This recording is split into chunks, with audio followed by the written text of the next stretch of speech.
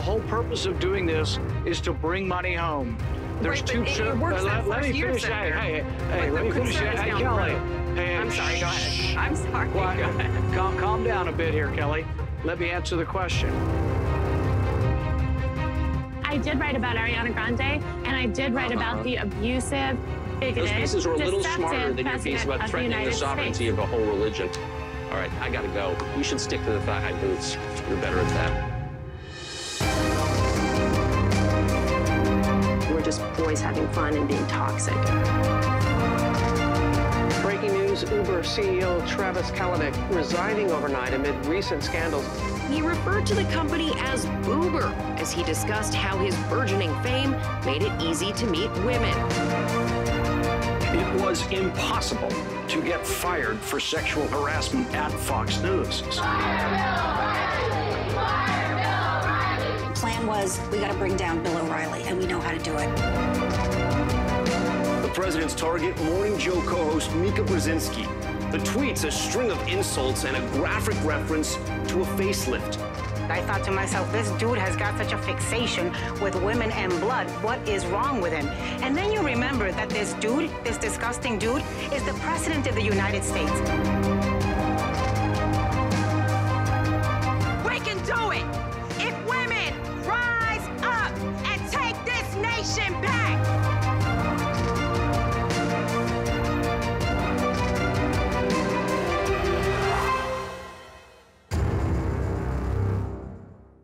Yes! Hello, everyone. I'm Zainab Salbi, and I am here with three unstoppable women not until at least you bring bro culture down. We all bring bro culture down. So I'm going to start with Lisa Bloom. You're a litigator who actually, you're one of the women who brought Bill O'Reilly who got him fired. This is the highest rated TV news show in America. This is not an easy job. Now, you say litigation played a major role in bringing bro culture down. Can you tell us more about that? So with Bill O'Reilly, I knew since 2004 that he was a sexual harasser, and I was shocked to learn in 2016 that he was still at it, and that there were about 5 women that he had paid off, or the company had paid off over $10 million. So when my friend Wendy Walsh came to me and said, a New York Times reporter is asking me if I was sexually harassed by him too, I was. Do you think I should speak out? I'm scared. I said, Wendy, I'll tell you 2 things. If you speak out, I will represent you for free, and we will take him down. And that's what we did. Wendy was scared, like anybody else, and we came up with a legal and media strategy, which I can talk more about. So the litigation strategy was very important, even though her case was time-barred. It was more than 4 years old, and it was a 3-year statute of limitations. But we filed a complaint internally at Fox News, which forced them to investigate, forced them to follow up and impose consequences on Mr. O'Reilly. And also we had a media strategy, which was very important, keeping the story in the news, giving it legs, not releasing the whole story on the first day, but releasing little bits of the story in drips and drabs so it stayed in the news. I did that to draw out other accusers. I got my second accuser, Perkita Burgess. She was the one that he called Hot Chocolate, an African-American woman. And I got my third accuser, Caroline Heldman. And I told the Murdochs, I'm representing them all for free. I'm not giving up until he goes. It's time for him to go. When the third one came out publicly, an hour later, he was fired. Well, we're going to deconstruct that. We're going to deconstruct because every single woman I know, and I'm sure most of us in here, has a story. And yet it takes a long time to talk about that story. Sometimes they wait until a much more developed part of their career, much later in life. So now we're talking about how do we break the story right now and today. Tamika, you are one of the co-chairs of the Women's March. And how do you think the march, one of the biggest march, 5 million women attended it all over the world, how do you think the march spoke to the issue of bro culture? So it's a funny question to ask because we had men calling us saying, you can't do this, you don't know what you're doing, you all are not capable of putting on something of this magnitude, and so you should bring us on board. And as a matter of fact, I've already applied for your permits and I've done everything, and we didn't even know who they were. So bro culture is a real thing. And I think for us, what we said is, first of all, we're qualified. And second of all, we're just going to show you. Just you sit down and wait, and we'll show you. And then 5 million people marched across the world. So I think we really did make a good statement that they now have to step back and allow us to do our thing, right? Did you have a follow-up conversation after the march with them? So we did. Yeah. There were several men who afterwards said, wow, we really didn't think that you all could pull this off. You know, I worked for men all my life. Lots of men, very high-profile men, and I've done a lot of events for them and marches specifically, which is kind of crazy that people were saying we couldn't pull off a march when I've been marching since I was a little girl. But I've never been asked about a permit.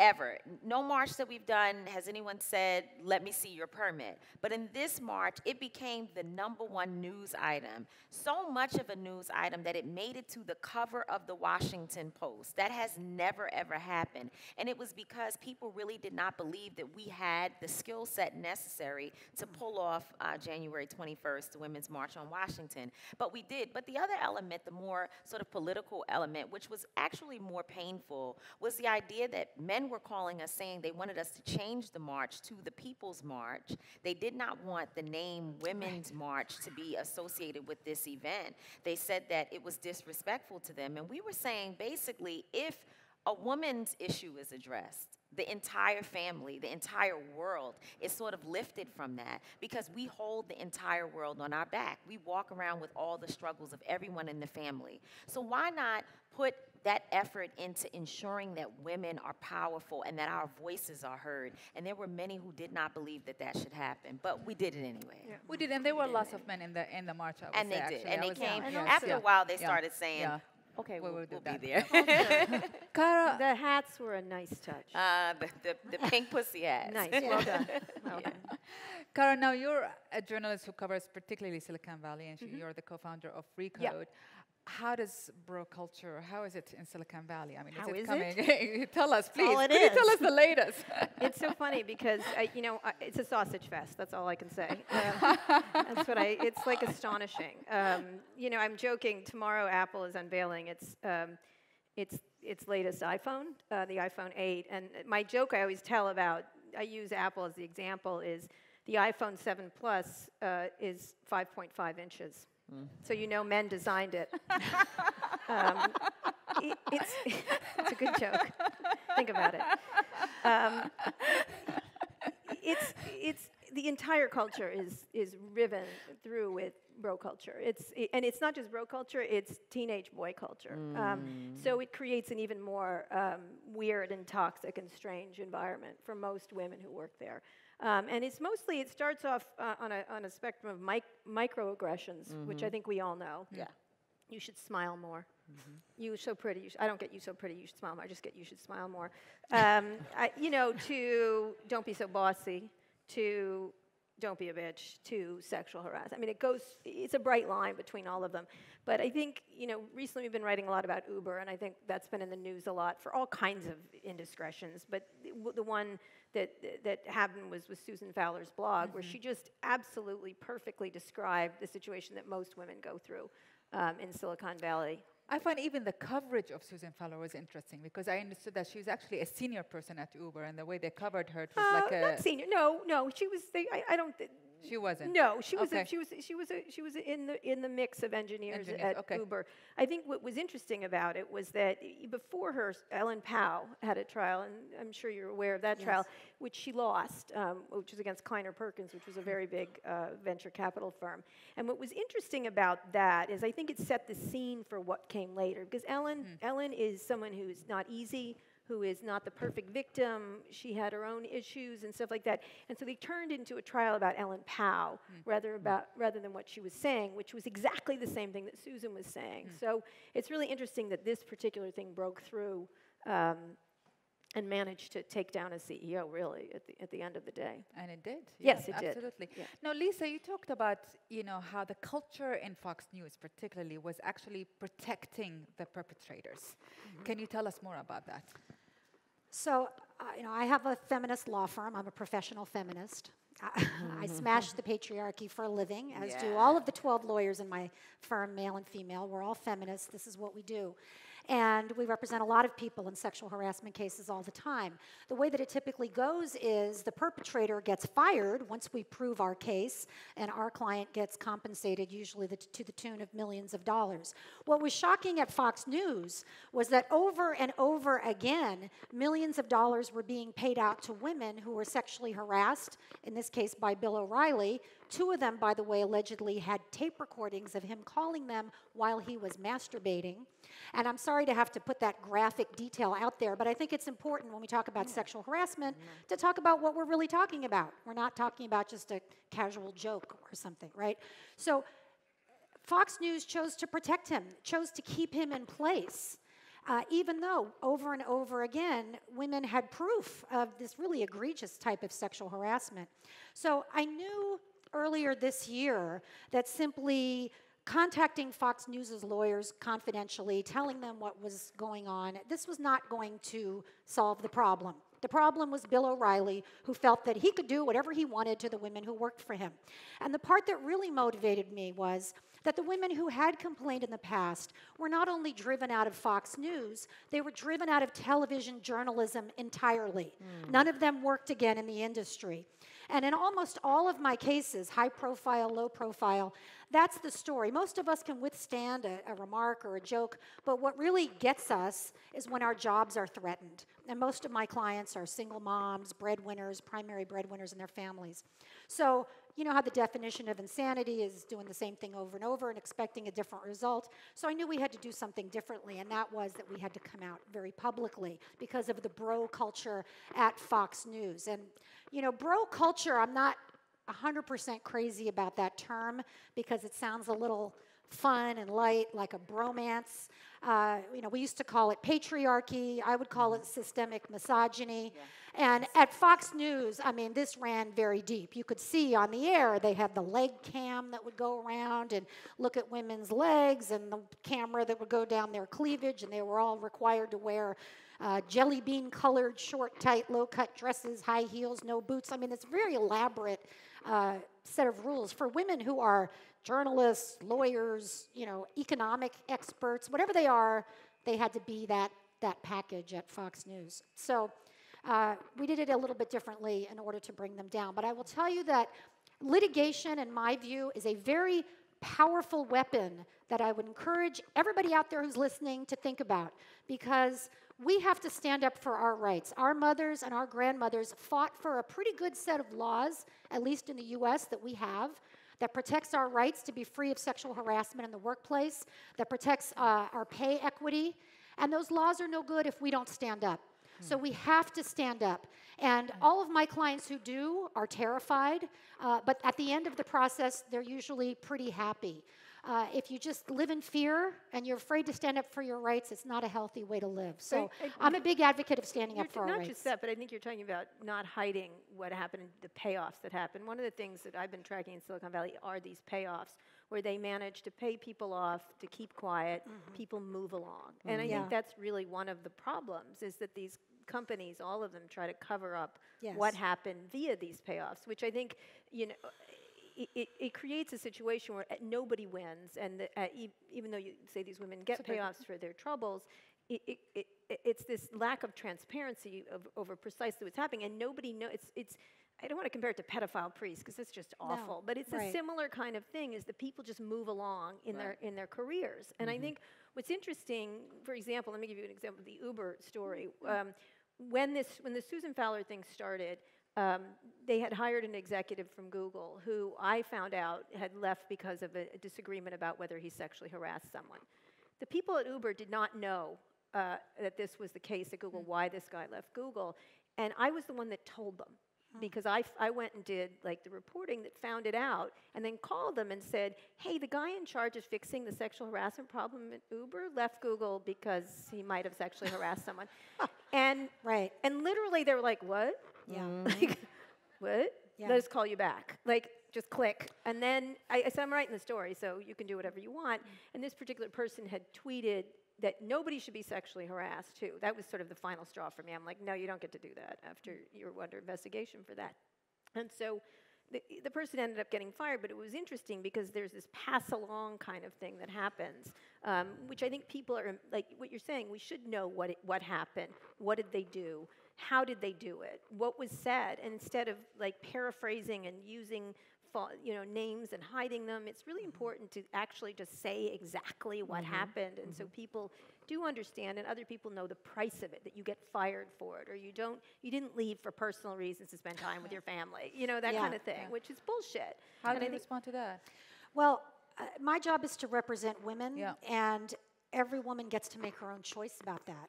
So it's not for me to say, you should litigate, and you should speak in the press, and you should have a confidential settlement. Instead, it's my job to sit down with my clients. It's often a very gut-wrenching conversation, and talk about what happened, and then talk about what their goals are. And many of them, I would say most of them say, I would rather have a confidential settlement. Right. So it's not for me to say, well, I'm going to override that and go to the press. Indeed, if I did, that would be malpractice. Or I'm going to override that and file a lawsuit. I will say, by the way, talking about Uber, I have, I think, a dozen cases right now filed against Uber for sexual assault. So building on the terrific work that you've done about sexual harassment in their employment, in their employment, in the Ubers themselves, there is a huge number of sexual assaults. And all of my clients are with me that these are not just about getting compensation for the rape victims who were raped by the Uber drivers because their standards are so low, because they don't fingerprint, they don't background check, they don't do the things that every other cab company does. But it's about getting them to change their policy to protect women, who are the majority of their customers. Yeah, just to add to that, because you were talking about women, most of them wanting to be confidential, one of the things that I found, not just with the Women's March, but in general, is that women also are helping to uphold the bro culture, right? And that's something that we have to recognize, that even women participate in this sexist behavior against other women, and therefore, why would I want to come forward with my story if I know that I'm not even going to be supported by other women? Sort of the sisterhood is broken down, and so that's something that I think. And what examples can you give? Like more particular examples? Well, the examples are when husbands. I'm just using the Women's March. When husbands would say, "I think the march should be called the People's March," or "I don't think that those women know what they're doing," the wives would call us and write us and say, "My husband said that he thinks that the name should be changed, or these issues should be talked about in a different way." They were actually upholding some of these attitudes and behaviors that are not good for us, not good for women. We were actually working to break that stuff down. And we had women who said, "I will not be able to attend if you do not change this march to also properly include my husband and son." And we would have to sit with them on the telephone and say, "Do you not realize, again, that this is about your husband and son, but why is it not okay for women to be centered in the conversation?" That's really difficult. And it's a training and also abuse that has happened to women over time, when we begin to feel that our only value comes from that of a man and what he will stamp, give us sort of the stamp of approval. It's a dangerous space. So there is the confidentiality is, and there is the price women do pay when they do come up. I want to show a video, actually, an interview with Megyn Kelly about women who are raising money in Silicon Valley mostly, and about the process they go through in raising money from venture capitalists. Can we see the video? Wrestling with what to do. And you do have power now, but clearly there's a fear that I think one of them is I have spent probably 80 to 100 hours a week over the last 5.5 years building my company. And the thought that that could be derailed or overshadowed by some jerk who wants to defend their own inexcusable behavior by trying to drag me into a lawsuit, a he said, she said. If you Google me, I want you to find the company that I built, the things that I've done that I'm proud of. I don't want 10 articles that say, Catherine Minshew, was assaulted. That's not what I want to be about. I wish I didn't have to talk about it. But I also feel like if I don't say something, who will? Very common. What's the impact, Cara? Well, it's very common. You don't want to get dragged into, everybody looks at what happened to Ellen. Everybody looks about people. And there is when we were doing the Ellen Pao trial coverage, I'll never forget this. A venture capitalist, a very well-known venture capitalist, said to one of our reporters, you know, now we can't hire so many women because this is what it leads to. Like, which I was like, what? Like, you know, it was fascinating to hear, and it was quite common to hear that. And if you replaced it with Black or Jewish or anything else, it would be incredibly, you couldn't say it. And what was interesting is that it's the idea that men have to control them. It's so hard to control themselves that they have to do this, that they can't have women around. And so it was sort of an eye-opening thing when that happens.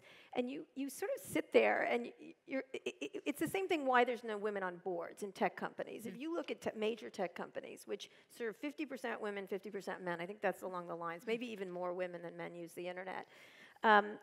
I did a story called "The Men and No Women of Facebook." This was before Sheryl Sandberg, who represents four women for every woman that she has, I think. But there were no women at high-ranking jobs before Sheryl at Facebook. Yeah. Same thing with the boards of tech companies. It's the same thing. Like, it goes on and on and on. And what's really interesting is when you start to press them, because I kept pressing them, like, why don't you have women on boards? There's plenty of women to pick for boards. I get this. You can make your STEM arguments. There's not enough women engineers. But you cannot say there's not enough qualified women to be on boards of companies.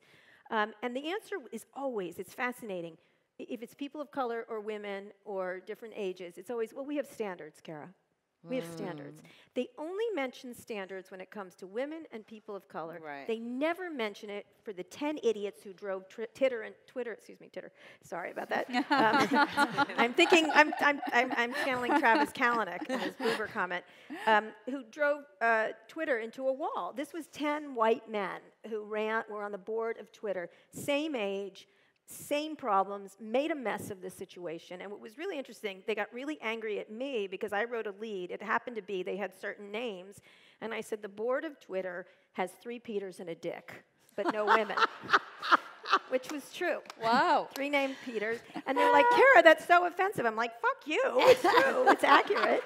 You know what I mean? Like, so, like, they only bring in the word standards when it's like they didn't have any standards when they put the board of blank together and they made a mess of it.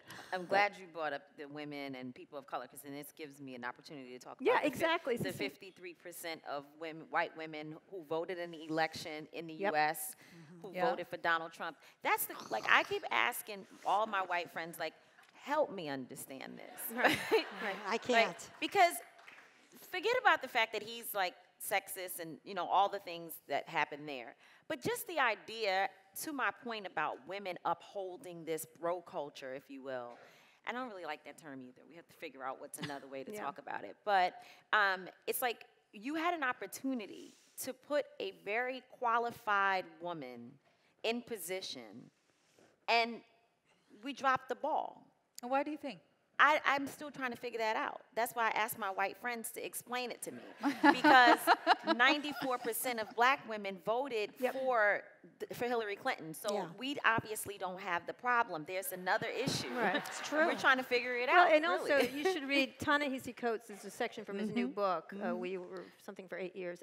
His new book there's a section in the Atlantic. And it does show, you know, there was sort of this meme about it was just poor white people who did it, but across the board. No, it was across the board, which was really interesting. And when you do think about that, you do wonder what happens and why that is the case in all places. Lisa. So I can answer your question. Okay. Racism.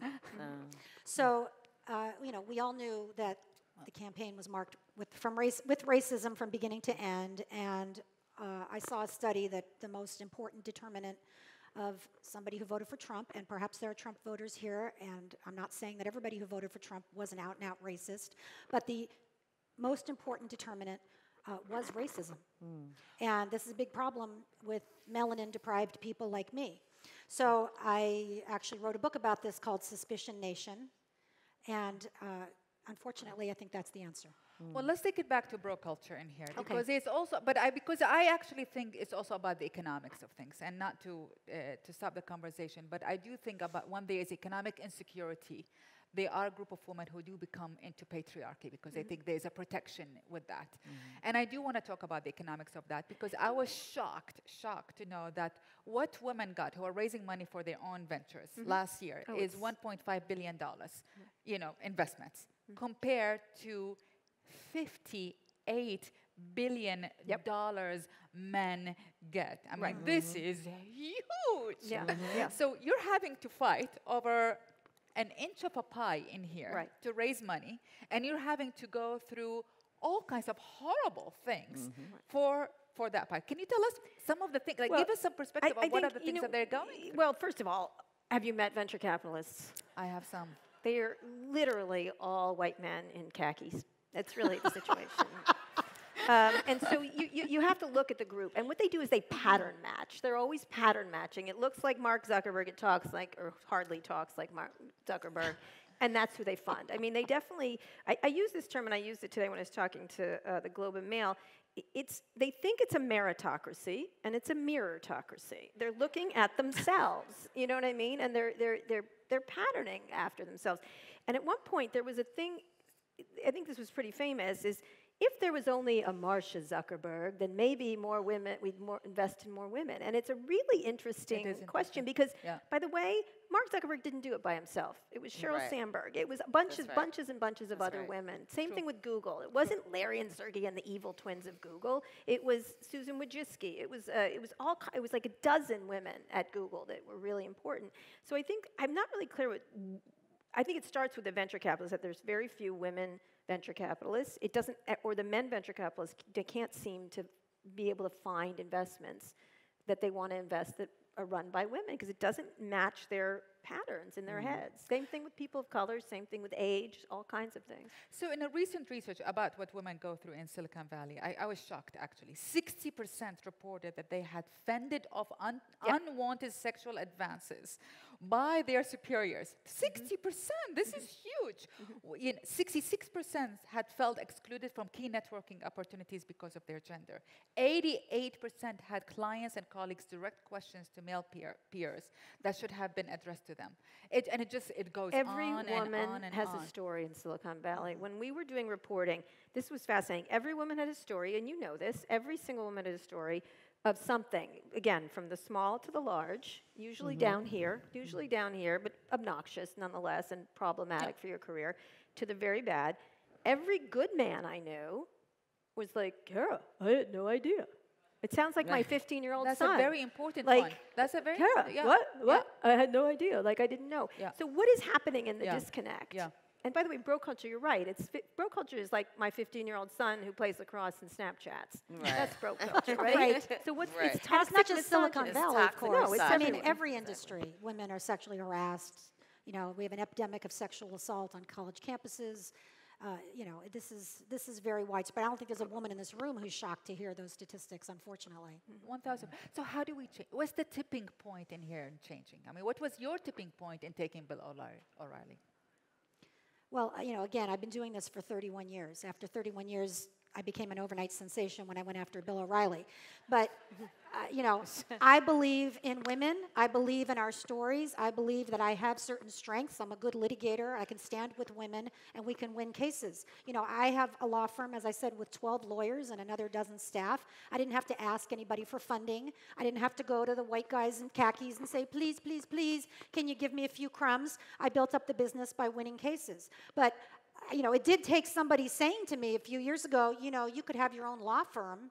It never occurred to me, yeah, I guess I could have my own law firm, right? And so I go to my law school now and talk to the women there and say, you know, you could have your own law firm. And they all say, really? We could? Like, nobody ever told us that. So I think it takes a lot of us who have had some success to reach down and give a hand up to those, you know, who are just starting out or who need a little bit of help. But it just goes back to what I said at the beginning. We have to stand up for our rights. If you're in that 88%, you have to complain. You can't just tolerate it. What about all the other women? Especially, I say, to those of us who are reasonably successful, if you have some financial security, if you are at a certain point in your life, you really have an obligation to stand up. That's what I said to my friend Wendy Walsh. She's in her mid-50s like I am. She had 2 teenage daughters. I said, Wendy, what about your daughters? She said, I can't come out publicly with this. You know, what will my daughters think? I said, ask them, Wendy. And she asked them, and they both said, go for it, Mom.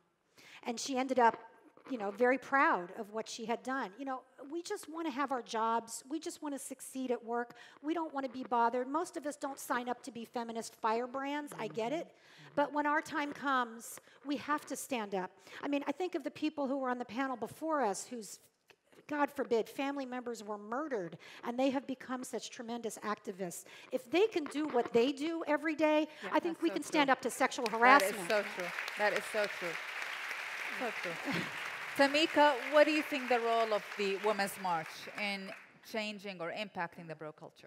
You know, I think this question of intersectionality, you know, I want to give a shout out to Kimberly Crenshaw, who is a woman who is a professor at UCLA, the University of California, and she created this term, or sort of started to use this term, intersectionality, in reference to movements and how we have to look at movements. And I think what's important about that is that sexism, racism, Islamophobia, and all the other isms that you can think of, they all are happening together at the same time and not in a vacuum sort of by themselves. If we look at these issues, that they are all coming together and each one of us is being impacted by all of them, then we have to be willing to speak up on behalf of others who may be dealing with issues that we're not concerned with. So we may think, well, I'm a stay-at-home mom and I'm not necessarily impacted by, you know, I don't know, I don't have anyone trying to sexually harass me and I don't work, so that's not my issue.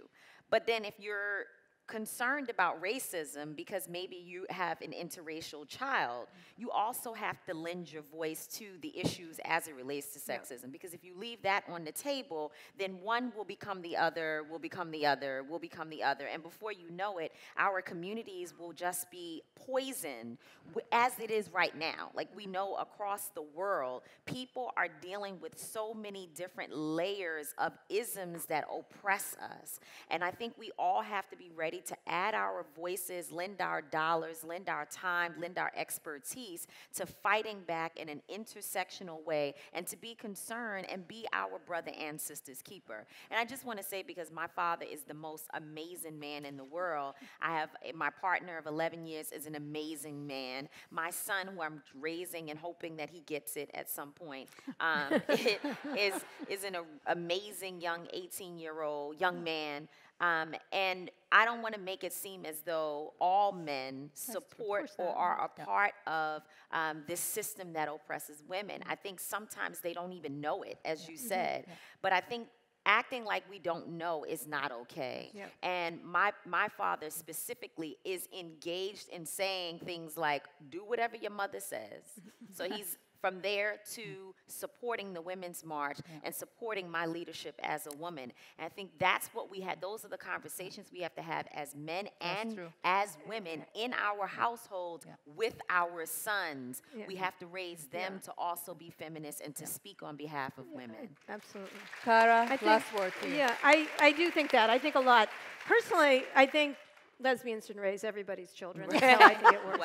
Because our poor kids, the two boys, they literally, Megan, who used to be the CTO of America under Barack Obama, she like dragged them to the suffragette town in upstate New York, made them memorize the Declaration of Sentiments. I like constantly argue with you about everything. They get like pummeled with stuff, and we don't make them do it, but every time they say something stupid, we like are at them. Did you really mean that? Why did you say that? Defend yourself. And so it's exhausting to them to be anything but feminist. And they're like, Mom, I'm like, you can play lacrosse, but you're going to be a feminist lacrosse player. I don't care what you do, although lacrosse is a whole other topic I don't want to get into. But it's really important to really point them out, and I'll finish with one story. He got videotaped. They were singing a dumb song about women, the lacrosse players. I know it sounds dumb, but they were teenage boys. He was 13 at the time, and they were singing some dumb song. It had boobs in it, I'm sure.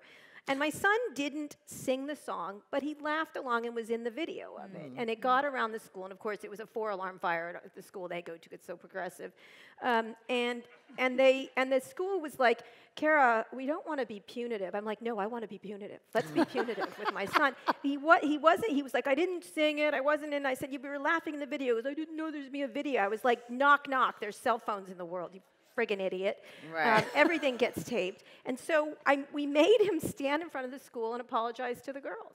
Say, I'm really sorry I did this. And And he wanted to, which was really interesting. And I said, he goes, I wasn't part of it. I said, yes, you were, because you stood there and didn't say anything. Like, that to me was the part. He's not going to be doing the jerky things, but he's going to stand by. Well, my he son ain't gonna is stand sort by of doing anymore. the jerky thing. Oh, is so he? Okay. We're working on it. Okay, all right. So I'm just saying. So my message is, let lesbians raise your children. Yeah, it's like, maybe I'll send my son over to your house, and then we will take care of him. There you go. And I think my message to conclude is what I'm here for all is that we each have to speak up. Yeah. We each. I mean, like, unless and until we all roar, this is not going to stop. Right. And we all have responsibility for that. Yes. And on this note, thank you so much. It's been an absolute privilege to speak with you.